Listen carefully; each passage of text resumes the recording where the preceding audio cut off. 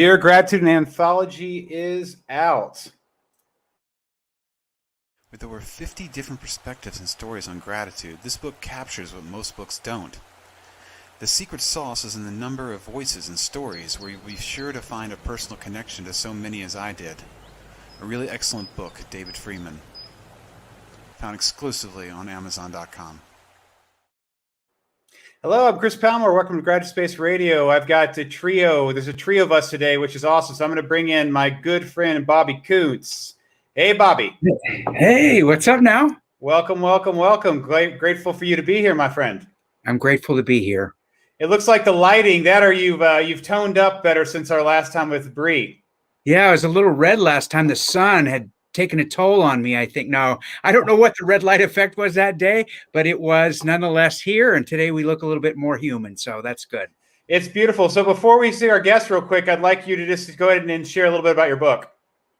Yeah, very briefly, the Someday Solution is just about how, as human beings, when we say yes to ourselves and we stop saying someday I'll, and you fill in the blank, whatever it is that you said to yourself that you would do someday, having the understanding that someday will never come. The only time that we have is the present moment right now. So say yes to you. Check out the Someday Solution. I hope it gives you some guidance so that you can bring whatever it is that you want to do to reality and in the moment. Beautiful. Love it. Now, my friend, you're the one that introduced us to our guest. You're the one that, anyways, you give a little intro here and we'll bring Daniel in. Right. So Daniel is the author of a book that I believe is going to be one of those books that compels humanity to step into the understanding that we are not separate, that we're all connected, that really at our core, at the center of who we are as human beings, that we're really all the same. And there's only this illusion of separation that exists. And Daniel used characters and storytelling to help bring the story back together to explain how we're really all part of one big mosaic. Beautiful. Let's bring him in. So we got you're in Las Vegas, I'm in Kentucky, and now we're bringing in California. Woohoo! Daniel, welcome, welcome. How you doing? I am so envious of all the graphics, all the music, all the sounds, all you guys, the two of you together. Look at this sunshine and behind me. What a beautiful moment. Thank you so much for not only being with you here, but for inviting me to be on the show. I'm so looking forward to spending time with the two of you and whoever is listening. I love you both. For anybody who doesn't have their books, please go out immediately and get their books. You will not regret it. These are two people, as you well know, that are beautiful human beings. And it's my honor to sit amongst beautiful human beings. So thank you. Real quick, Chris, I just have to say something to Daniel because I think it's really important to understand this. You know, there's a phrase that says that the world is a mirror forever reflecting what we're doing within ourselves. And I think what you just expressed just now is a reflection of you and what you bring to this conversation. And we are so excited that you said yes, because in life we can say yes or we can say no, right? It's a choice. And there was no possibility to say no to this possibility. I love that. I love that. Chris, take it away, my friend. This is your show. Let's have some fun. Okay, well, Daniel, I love to start these with a little pre-gratitude. So obviously this is a grateful moment, and I always like to talk about the mechanics. What were the grateful mechanics or people that led to this moment? So obviously, sitting where I'm at, I can say Bobby is the he's the one, the catalyst that allowed us to be sitting in this room together. He's the catalyst that allowed me to know that Daniel exists, which is awesome, yeah. Right? We've had go ahead. I bet he's the catalyst for a lot of people getting to know a lot of things, because he's just that type of person. He's got a heart of gold. Every time he speaks, I just am enthralled by what he's saying.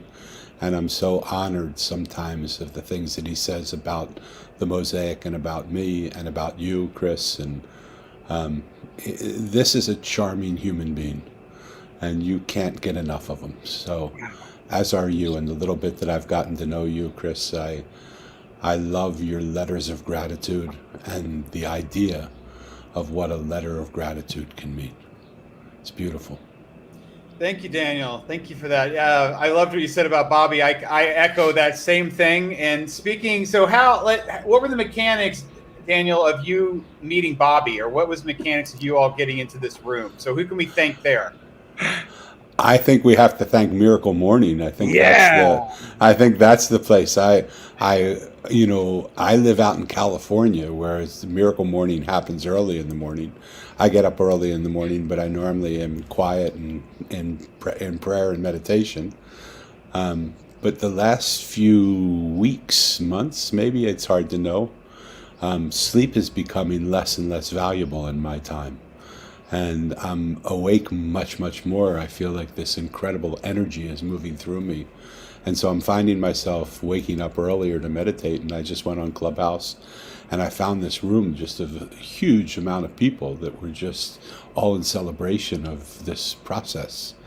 And I ventured in one day and ventured in a second day and a third day and a fourth day until the point where at one point I actually said something. And I think through that, Bobby and I met, and I just fell in love. It doesn't take long to fall in love with love. It just is, it beams love, and I just instantly fell in love with him and felt like this is a man that I would be honored to be by his side.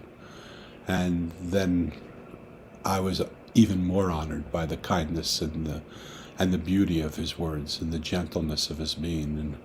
And I'm moved beyond imagination by how generous he's been. And also, Chris, when we had a conversation, I was just touched by our conversation together and how the power of gratitude and what just simply writing a letter of gratitude might do. I'm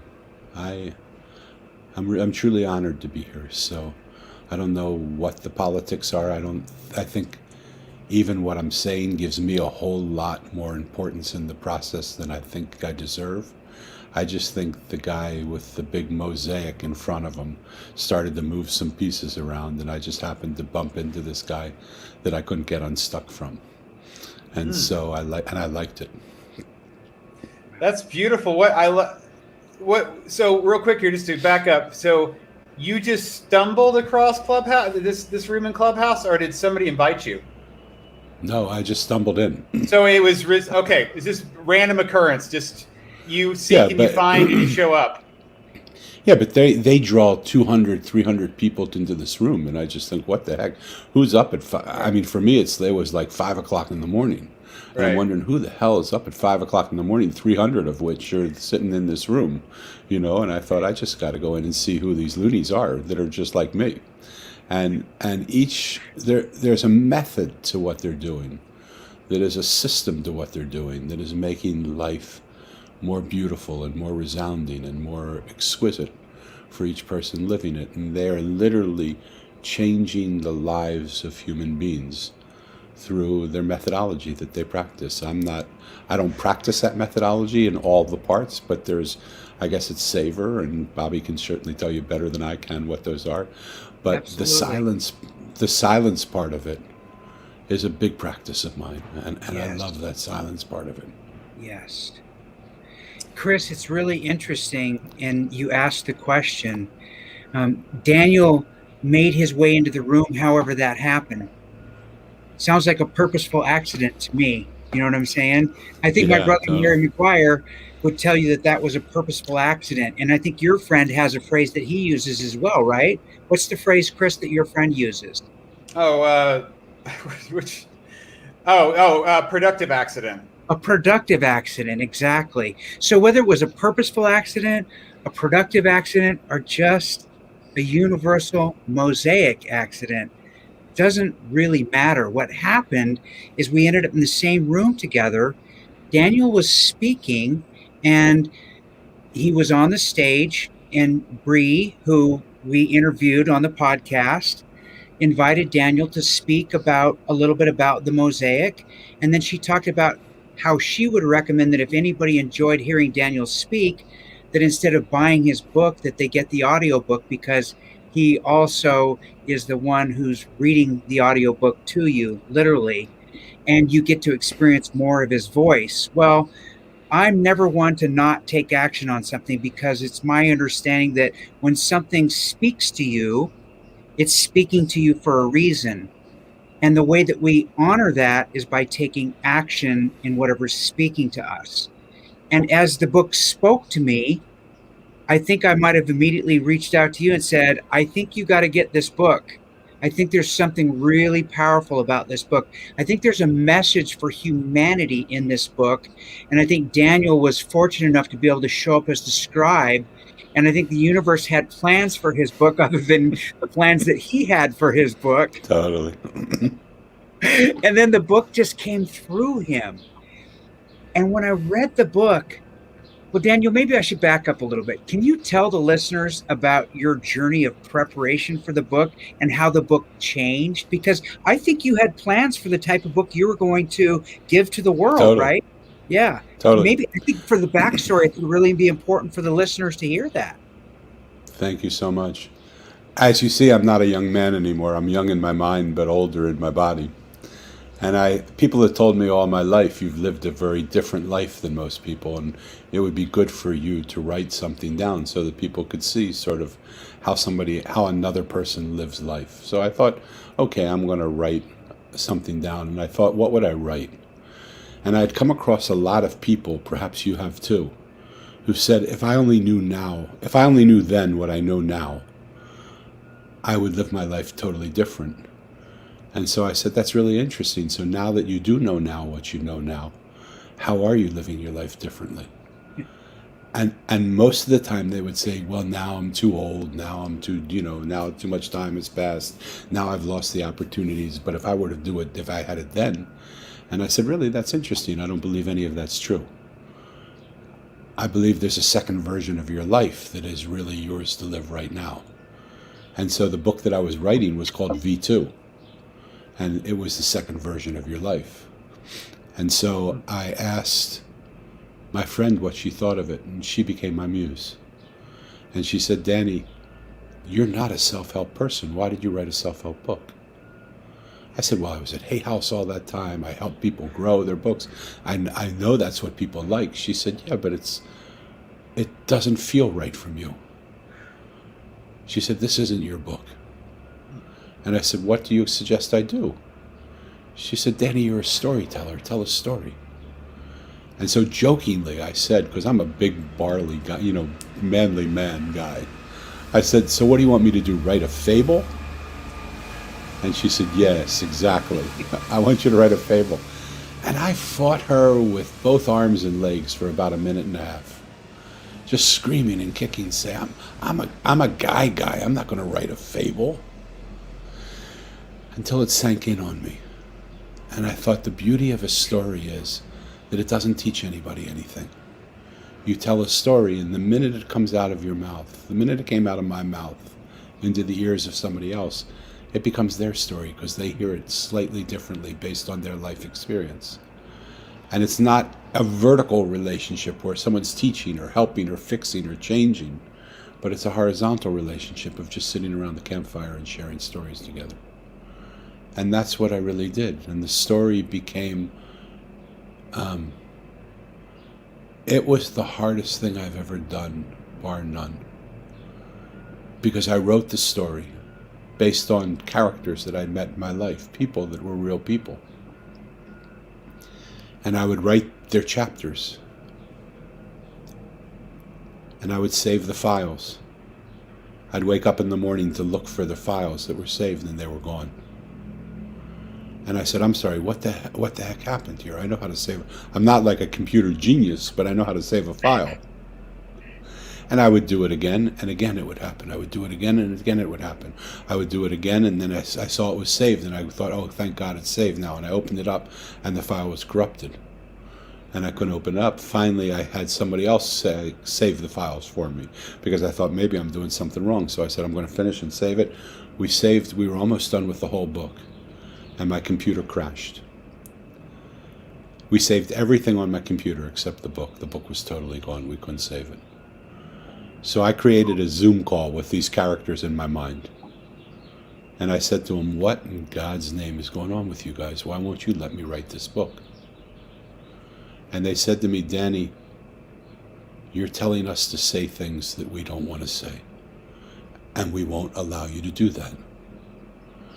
And I said, God, with all due respect, you're my characters. I created you. Like, I should be able to give you an idea of what I want to say and say what I want to say through you. And they said, no, the minute you created us, we have our own reality. Yeah. And you're not listening to us. And what I realized in that moment is that everything in life speaks to us. The characters in a book that I made up speak to me. The environment speaks to us. Our bodies speak to us. Our businesses speak to us. Our relationships speak to us. Our government speaks to us. Everything that we do speaks to us if we would only listen. And so I said, what do I need to do? And they said, just listen to us and the book will be done in 1 month. And the book is done in 1 month. And Bobby, I've had the honor of being in a room where you have read back to me The Mirror Maker. And when I heard you read The Mirror Maker, it was as if I've never heard that story before. Because I didn't write it. It was as fresh to me in that moment as if I had never heard it before. Wow. And so there's something magic that happens when we allow life itself to speak to us and we listen. And I could not have written the book that the Mosaic is now. There's no way. I was too arrogant, too aggressive, but in the possibility of that possibility, my life changed dramatically. They wrote the book that I needed to read. I was writing the book that humanity needed to read. They didn't care about humanity, they cared about me. And in caring about me, they said humanity will change. Well, can I ask you a question? I think this is kind of important Sure. for the listeners, and viewers to understand. So, how did you know which characters to introduce Mo to and when? Did the characters tell you when they needed to be introduced to Mo? Yeah. Wow. I literally sat back and I would say, who comes next? Like I'm now, I had way more characters. I had 50 characters in the book when I first wrote it. Oh, wow. I had a bunch of characters and then it became just too much, too many lessons, too many things. And so I said, who of you needs to go away in order for this to be here? And what is the order in which we follow? And my muse did help me. She would say, okay, it's probably time that we bring in this guy or this woman or this one. Okay. And so, and she's fabulous. Her name is Sandy Sedgbeer, and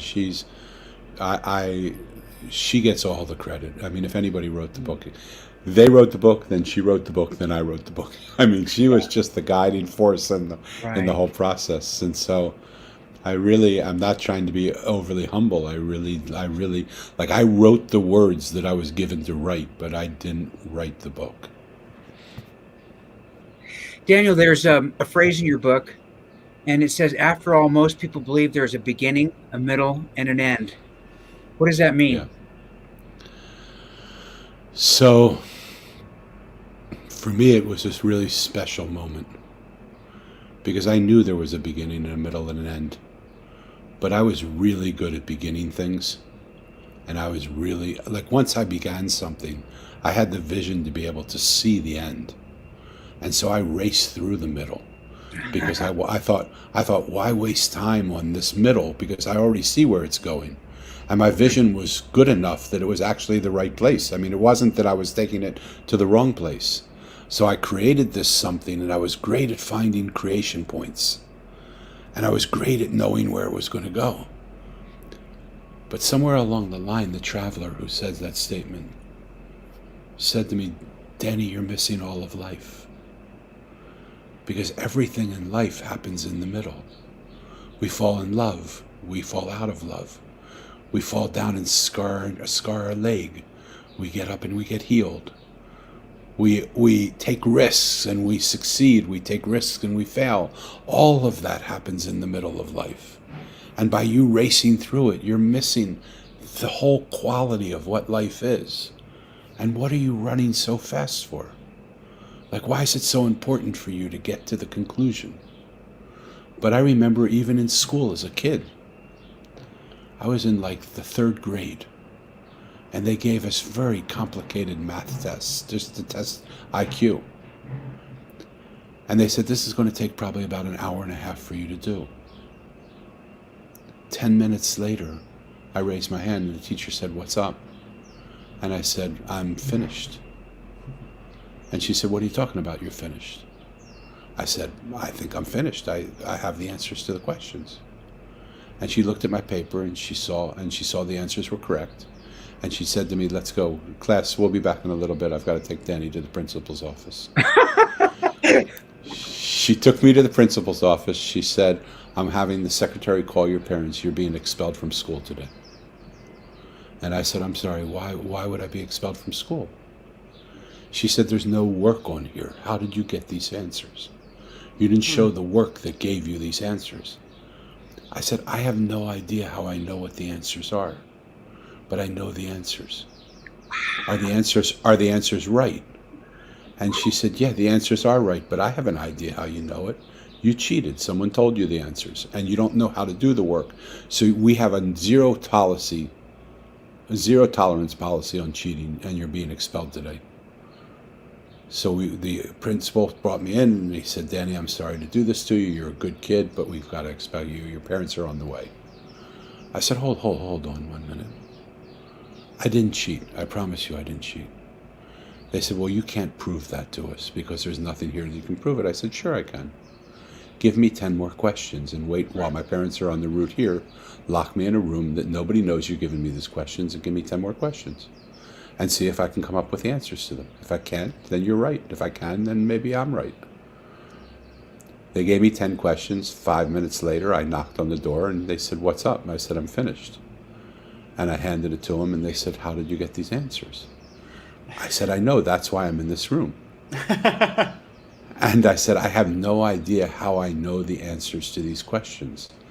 But again, it was the same thing. I knew the beginning, I knew the end. I didn't have any idea what the middle looked like. It was the same tendency that I brought from a little kid to an adult, that I didn't take the time to be with the middle. Wow. And the traveler in my book, The Mosaic, said, Danny, whoa, slow it all down. Let me introduce you to the middle. I love the way, so speaking of the traveler, I captured a little piece of that because that was one of the things that spoke to me too. But what I really loved is the way that you had Mo speak to her without speaking and how he could hear her without a word being spoken. Yeah. What a magical way to demonstrate that communication doesn't necessarily have to happen in the way we think it does. Yeah. So how did you know those answers, right? Those answers were communicated to you in a way different than the teacher, the principal, or anybody else was used to or understood. They were communicated to you in a way that didn't make sense to them. Does that mean that that communication can't happen or that it doesn't exist? Well, obviously, when they put you in the other room and gave you 10 additional questions, you demonstrated to them in real time that something was happening. It didn't mean that they had to understand it, but you were able to demonstrate that something was happening, right? Yeah, and it's even more than you and me and them and us. What the Mosaic was trying to show me through all of that is the way that I see the world is just that. It's the way I see the world. Mm-hmm. That is not the way the world is. Maybe on rare occasion, the way I see it and the way it is coincide. But it's really on rare occasion that happens. Yeah. Most of the time, the world is so much deeper and so much greater and so much more elaborate than the world that I see. Yeah. And to give myself the opportunity to slow down and be able to experience the world that is visible to those who take the time to look at it. It is an amazing reality. It's hearable to those who take the time to listen to it. It's an amazing reality that I had never known before. And the wise man in the book, you tried to push right past the wise man. So, and the wise man kind of put, when I say you, I'm talking about the character of Mo. Yeah. I say you because embodied spirit of you writing the story of Mo's journey. Yeah. Mo tried to push past the wise men, and the wise men did not take kindly to that. No, no. And the wise men Nor, made Mo slow down, right? yeah, totally, totally. And life in general will make us slow down if we try and push past it too much. Yeah. It'll let us get away with a few games and whistles and bells. For a little while, right? For a little while. But when every step of the journey is important, and it's not the beginning that's more important than anything, or the end that's more important. The middle has its importance too. And when you take one step in each process of the step at a time, every step, in the pace of life is just an extraordinary step. It's filled with so much more than we know. Yeah, Daniel, I really appreciate you talking about the one step. I think you know, from knowing a little bit about me and my background, that I give credit to almost all of my life, at least all of my life since the 4th of July, 1990, to this idea of trying to literally live just one day at a time, right? But for the grace of God and my God, the God of my understanding, my higher power, I've been gifted with an opportunity to live each day, one day at a time. And like everybody else, I'm always learning. And that's why when this book presented itself to me, I was like, oh my gosh, there's so many people in this book that I know. These people have been a part of my life too. How is it possible that these same people that are in Daniel's book were a part of my life as well, when Daniel and I never even knew each other before the Mosaic came to be? I love it. I love it. It was in the understanding of the fact that it's the Mosaic. Yeah. Yeah. And I love that. And for some people, they'll feel that way. And in some people, they may not feel that way. But more importantly than what my characters are saying to you, what are the characters that you come across in your life saying to you? Yes. If it's not, you wrote a beautiful piece for Medium, which is You're the Carpenter. And I love that piece that you wrote. Because there's another character. The carpenter's another character. There are so many. If I were writing it now, I would write about the mailman. Yes. Because so often now I feel like I'm just the mailman carrying a package that has inside of it the gift of love that I'm leaving in the rooms that I go into. And so every single human being in every single occupation, when they do it with the totality of their heart, they don't need to stand up and give classes. They just need to live their life, and in the beauty of their life is a lesson for us all to see. Yeah. Look how beautiful it is that you can write a letter and the mailman will deliver it to whoever you want it to go to. Right? I mean, all around the world. It doesn't matter. Yes. It literally can go anywhere. And that's the way gratitude works as well. And that's why we're so excited about having you on the podcast, because gratitude doesn't cost anything. It's free to all of us. And at any moment of time, we could fill out a postcard, we could send a letter, we could just write a note. You don't even have to send anything. You can do it virtually. You could send somebody a text message that simply says, I was simply thinking of you and I wanted you to know it. So therefore, instead of me just thinking it, I have now told you with this text message, I hope you're having a wonderful day. Whatever language it is that we're using, right? And the formula and the format that Chris has for even the email notes that he sends, of having his postcards in there, it really makes a difference in your life. When I get those emails and I see those postcards there, it just instantly brings a smile to my face. And it's just such a beautiful work that you're doing, Chris, to stop people for a moment. Yeah.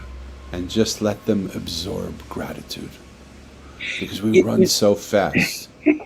Chris, just real quick. It's so interesting. I want to just bring in a little bit of the reality of the moment.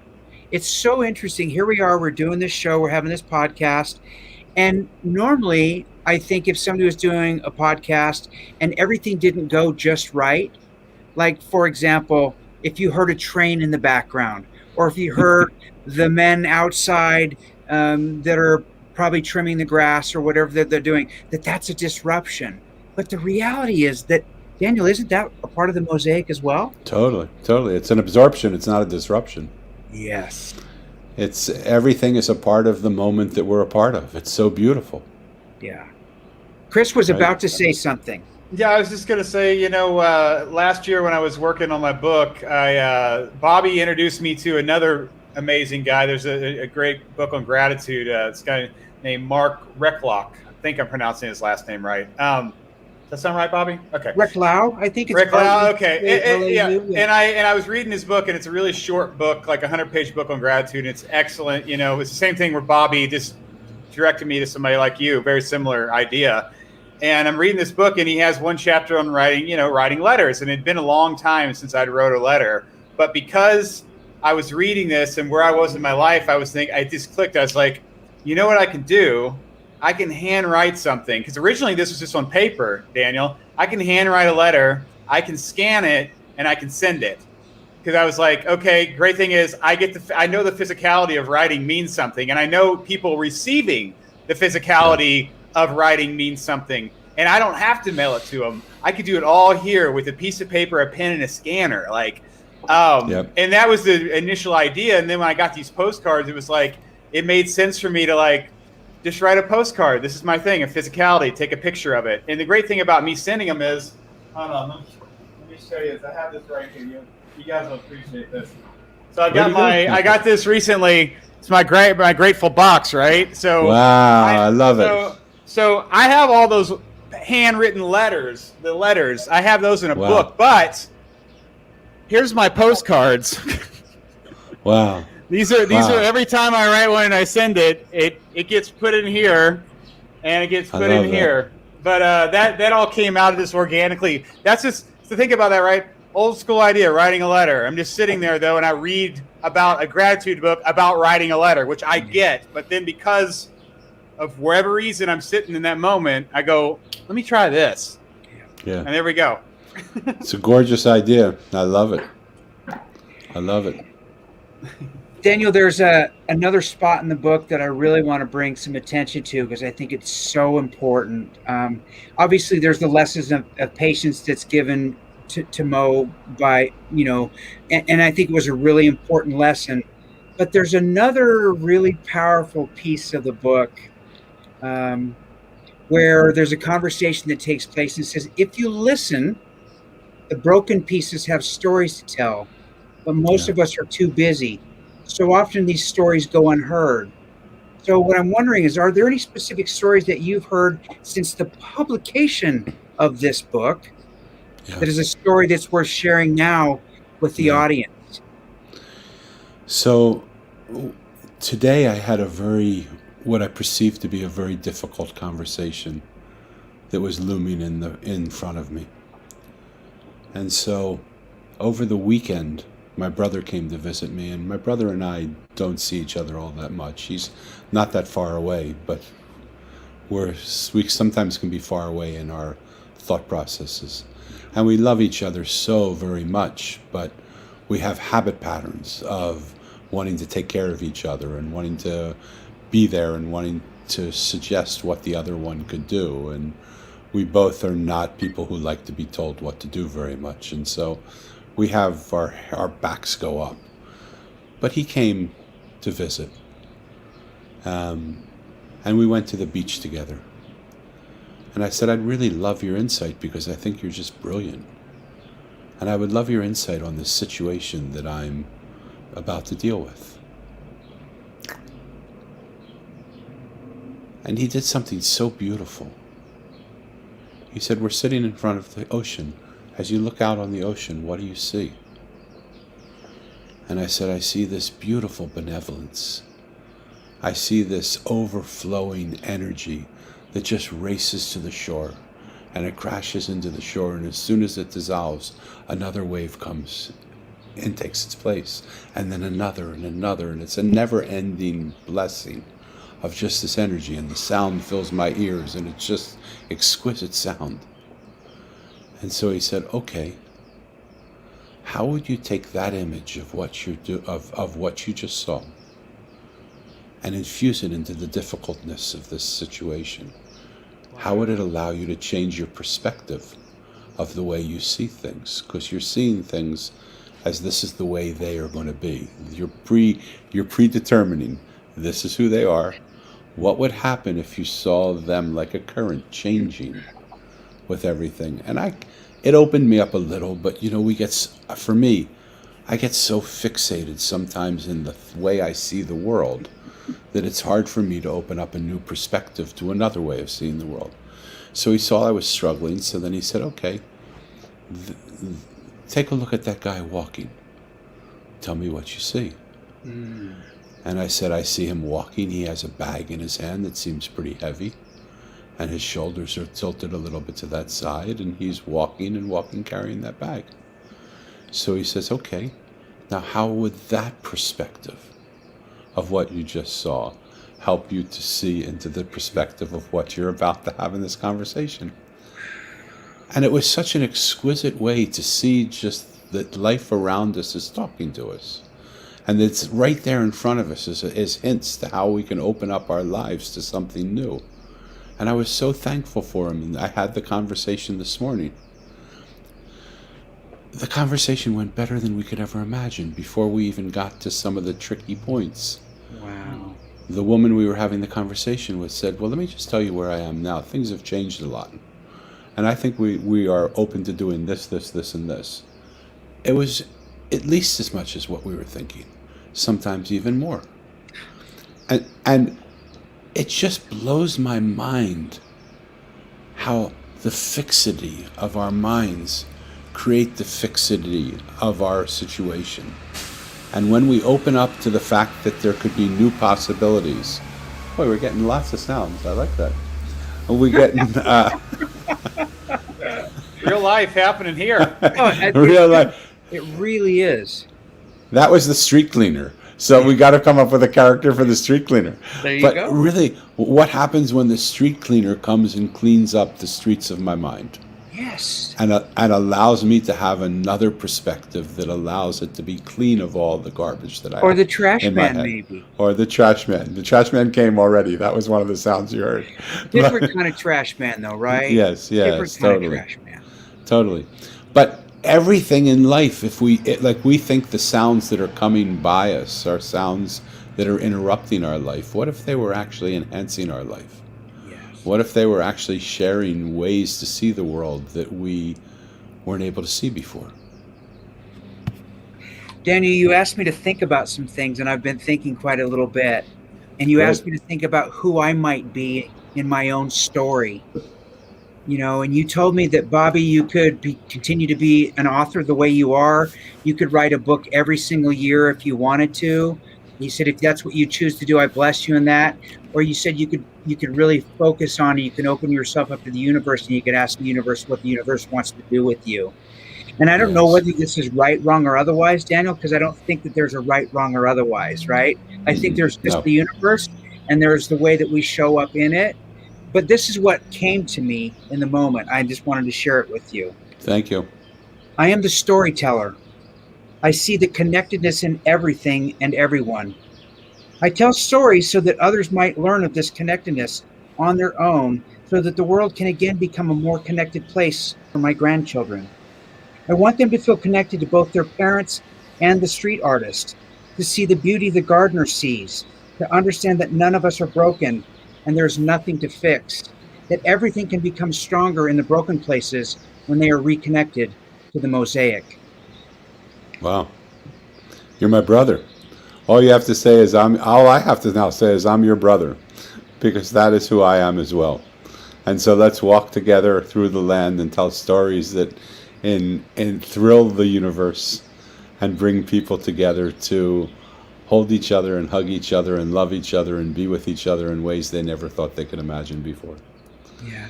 And Daniel, I know personally what it means to feel unlovable. There's a part of the book where Mo is experienced this feeling of being unlovable. And I know that experience from my own life, right? Of coming from parents that were way too young, that gave birth to me at 15 and 17, and losing track of my mom along the way, and then being reunited with her as a full grown man, and not understanding why my father couldn't have me be a part of his life, and not knowing the deep secret that was hidden behind all that. And that I stood in judgment of a man who I really didn't know much about, and Yeah. how there's a lesson for me in that, we think we know things about other people, we think we know things about the universe, and there's things that we don't know that are just as important as the things that we do know. i'm reminded of um, I'm reminded of a perspective that comes from Charles Horton Cooley's The Looking Glass Theory, where he says, I'm not who I think I am. I'm not who you think I am. I am who I think you think I am. Yeah. I love that. I love that. It's beautiful when we open ourselves up to the possibility that what we see is just what we see. Mm-hmm. For me, the beauty of one of the beautiful, beautiful things of the Mosaic is that in every single case, when Mo, the protagonist, sat with the character in front of him, who he thought they were before he showed up and sat with them, completely diminished. Because once he listened to them tell him their stories, he saw an entirely different human being behind the facade of what he thought he knew them to be. And I believe that everything in life is just exactly that. That if we would take time to sit with ourselves, we would see we're not what we think we are. Yeah. If we would take time to sit with the people that we associate with and really listen to them, we would see they're not who we think they are. If we would take time to sit with the homeless man or the stranger or the blind woman or the executive, and we would get underneath the persona and just let them tell us their story, we would be amazed at the people we see. Yeah. How important is love, Daniel? For me, it's everything. But it doesn't And how mean do it's you everything express for... that? How do you make sure that people can understand that in the book? I don't do anything to do that. I let love just do it. I invite love. And what I did when I created the Mosaic, or when it created itself for me, is I asked that as soon as somebody see it, they didn't even have to pick it up or read it. I just wanted them to be able to look at it and make them feel better. Yeah. And clearly, if they picked it up, I wanted them to feel loved. But there's an energy that is beyond the energy that I have. I can't do any of that. I find myself wanting to be so self-important by saying, well, this is what I did, and this is what I did, and this is what I did, and this is what I did. I didn't do anything. Daniel, I want to correct you on one thing. You did do one thing. And I think this is really important for people to understand. Okay. And I think this is really, really important, because what you did, Daniel, is you did your part. You showed up to be the scribe. Yeah. You showed up to be the scribe. But you have to understand, I did my part kicking and screaming. I didn't. Everything about what happened turned out to be almost in spite of me rather than because of me. And I appreciate you making that distinction that, yeah, you showed up. But you know what? With all due respect, if I didn't show up, somebody else would have been given the honor to write it. And so there is, in a world that's self-importance itself, I want to talk about the beauty of how being just an ordinary human being, and how beautiful, exquisitely beautiful the ordinary is. And there goes the street cleaner again. Well, let's talk about just how ordinary a flower girl and a waitress are. Oh yeah, I love that flower girl. Oh, the flower girl. Boy. So I was told by a psychic that I gave no value to. I laughed at him when he said it. That I would meet a girl who would offer me a flower.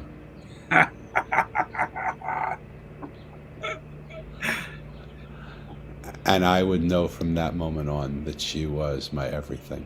Oh my goodness. And that I wouldn't be given the gift of having her. That the gift would be taken from me. Mm. And I thought about that long and hard through the course of my life.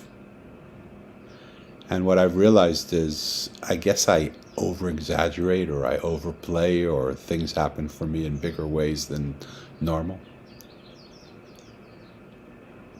I've probably met 10 or 12 flower girls in my life. Mm-hmm. All of which have had an outrageous impact on me. And even the flower girl has become a mosaic of a boutique of flowers that has given me love in a way that I have no idea how I could love without them. I'm obviously married to the flower girl that I'm married to, and she's an exquisite human being. But I talk with her about the other flower girls. It isn't the most popular conversation for most people to have. But she knows her other flower girls. And it is a very sensitive situation, but she knows how much I love her. Mm-hmm. And she knows that I would never leave for another. But it doesn't make sense that in this life, that love would be limited, this eternal, vast love would be limited to coming from one person in one place. That doesn't mean you act on it. That doesn't mean you disregard your values. But it doesn't mean you don't openly accept that love also. Wow, Dan, I got to tell you, I'm really grateful, because I know I would have found you, or actually I think the Mosaic would have found me eventually, but because of the Miracle Morning, because of Brianna Greenspan, yeah. because oh my God, she's amazing. Because of the savers, right? Silence, affirmation, visualizations, exercise, reading, and scribing. Because of those elements, and me saying, okay, I understand how these work in life.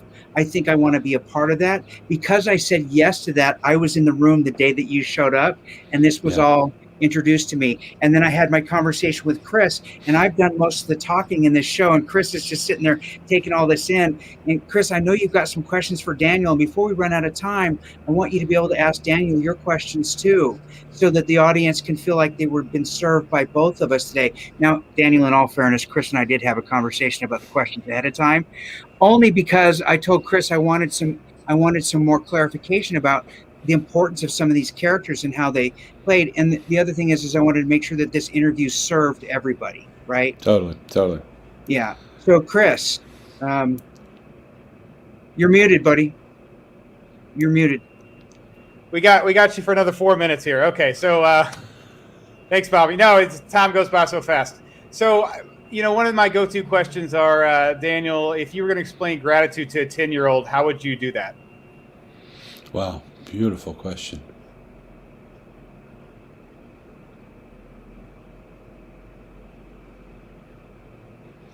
To a 4-year, if I was to explain 10-year-old. To a 10-year-old. Wow. Mm-hmm. I would probably say, do you know how you felt when out of nowhere you were given something that you always wanted, and you have no idea why you got it? It wasn't your birthday, it wasn't Christmas, it wasn't the holiday, but you were given something that you've always wanted, and you know how you felt in that moment? To me, that's the essence of gratitude. when you're given a gift that you least expect, that you want more than anything, but you haven't done anything to receive, to earn it, but it's just given to you. That's a moment where you're so thankful. That's beautiful, man. I love that. To follow up, and I know we only have a couple minutes left, if you're going to explain the Mosaic, so we're going to broaden this out to a 10-year-old. I mean, obviously, it could be very similar to what you said, but could you take it a little further in that vein? Yeah. I would try and say, perhaps,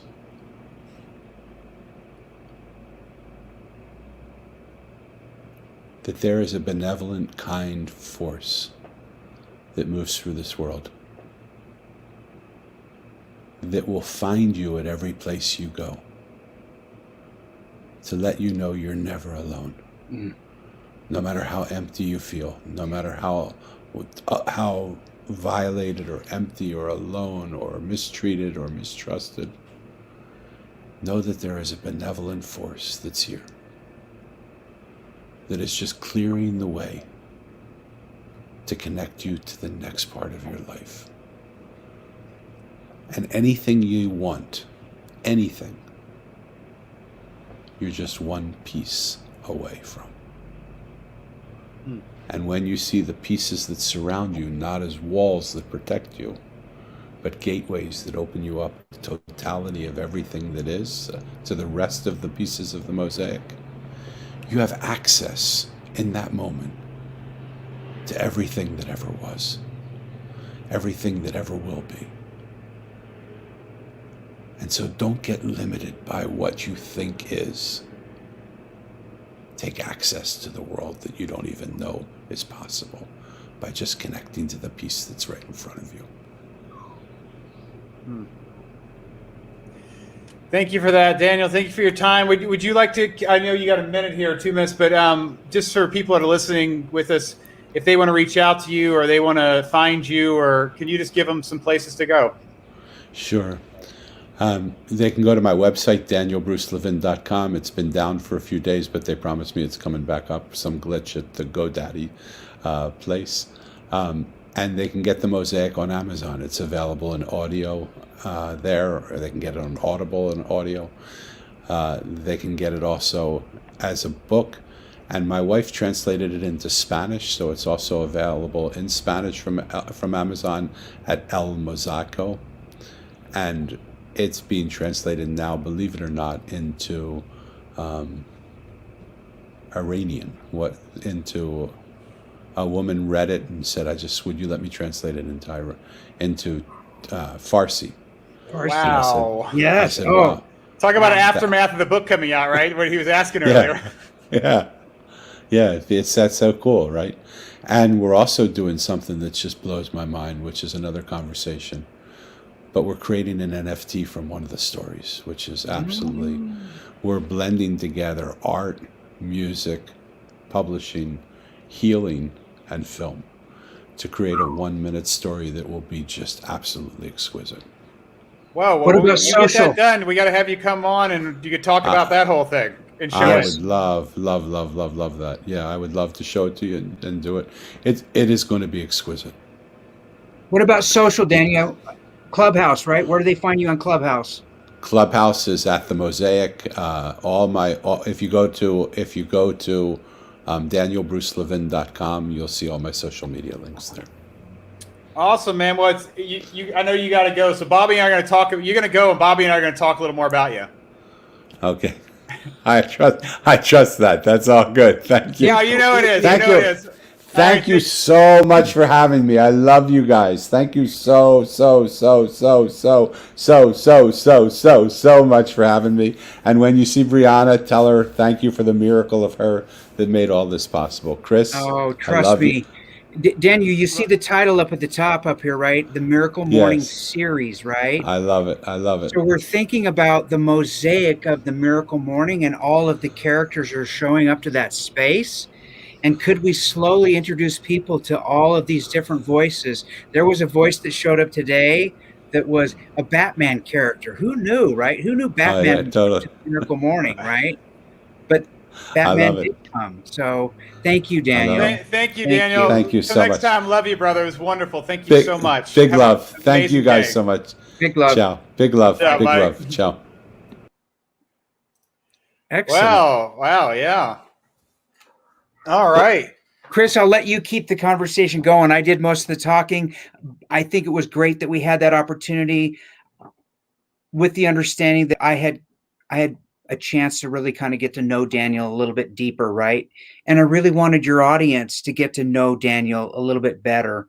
I hope we opened up the door at least a little bit today, the door of gratitude, so that people can see a little bit more about who Daniel is as a human being and who he had to be to show up to write this book that came through him, not from him, right? A matter of fact, the book that resisted his wanting to write it his way, that was basically redirected. And I don't think he had any choice in the end but to write the book the way that it ended up presenting itself, which is pretty magical, right? Right. And, there was, there was so much stuff that we kept jumping from one thing to another. Your question about the beginning, middle, and end, I kept thinking, the middle is where life happens. The middle is now. The middle is gratitude. But at the same time, I was thinking, even taking that further, because they're all steps. It's being intentional and present for each step, right? It's realizing this is a place. It's opposed to something's just happening, right? Like, opposed to watching the movie, you're actually in the movie. that idea that these are things are happening. So you could get excited and go, well, this is the beginning. I don't know what this means. And I have a lot. I feel like I'm really good and present about beginnings because I do my best to create beginnings all day long. And I'm excited about beginnings.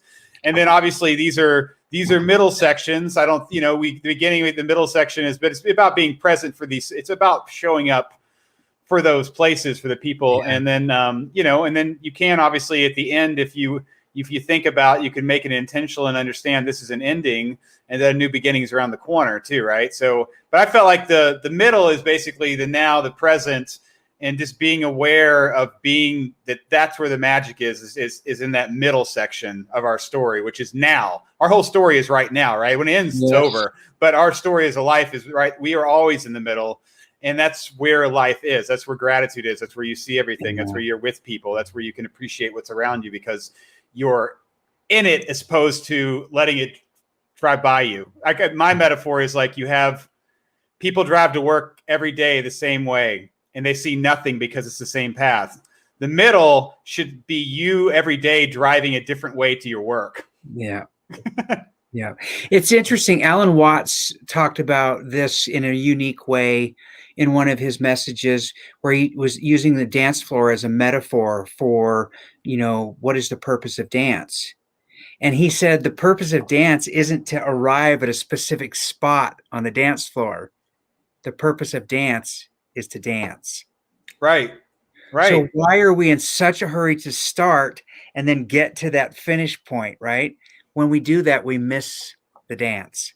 Love that. Wow.